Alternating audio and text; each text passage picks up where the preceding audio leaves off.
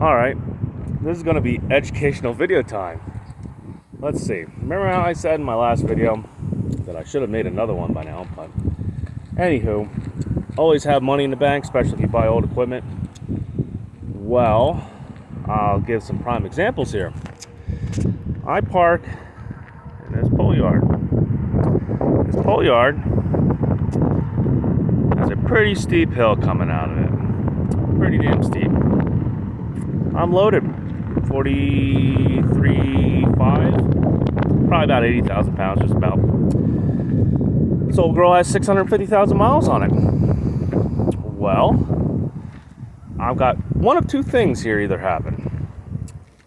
Either I had a bearing problem in the rear, which didn't make any noise and wasn't leaking fluid, and had the fluid changed and everything was good and no problems. Or the truck has 264 rears, and climbing a hill like that put a lot of pressure on the fucking drive chain.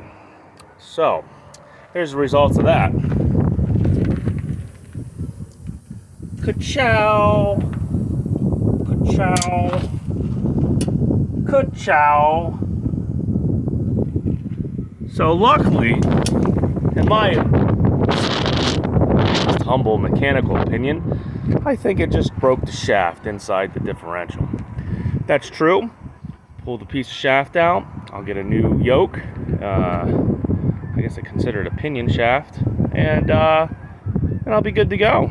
And it should only cost me maybe a couple $1,000. Not maybe like 5 or 6 or 7 or whatever. To be honest, I thought it was a transmission it went. Didn't really make a big pop. I just went to go and shift from, let's see, I went second to third, and then all of a sudden it went.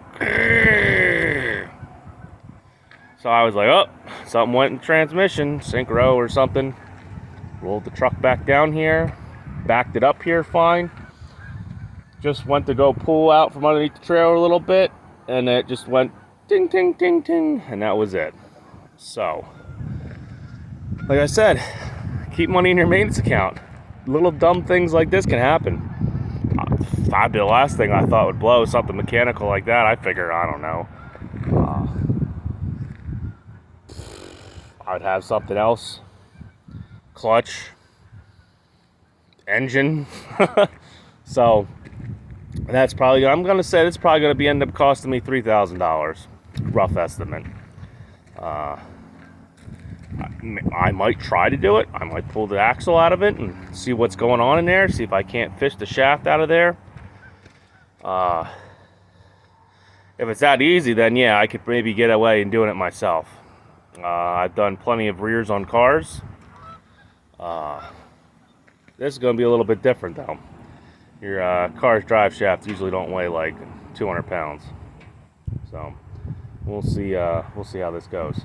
So like I said, keep some money in your maintenance account. Right now I got a $1,000 load on my truck.